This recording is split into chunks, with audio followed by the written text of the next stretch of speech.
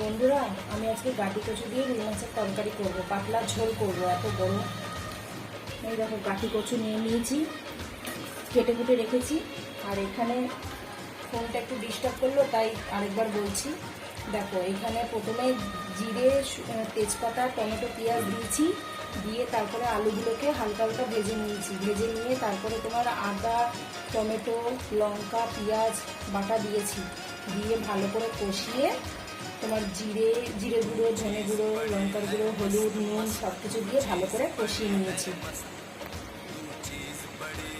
ভালো করে কষিয়ে নিয়েছি। এবারে গাঁটি কচুগুলোকে দিয়ে দেবো। এবার গাঁটি কচুগুলোকে দিয়ে দেবো।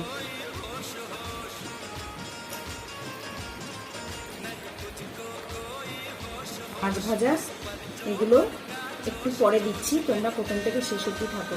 এবার এগুলো একটু নেড়ে নেবে।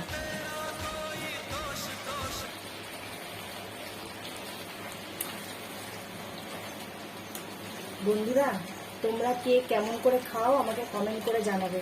হ্যাঁ, আমি তো আদা, টমেটো, পেঁয়াজ দিয়ে করলাম।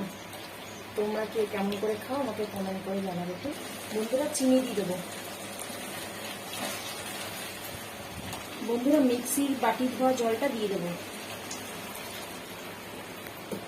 ঝোলটা এবার ফুটে গেলে মাছগুলো দিয়ে দেবো। ঠিক আছে, তোমরা দেখতে থাকো। বন্ধুরা, এবার মাছগুলো দিয়ে দেবো। আমার ঝোল ফুটে গেছে, এবার দিয়ে দেবো।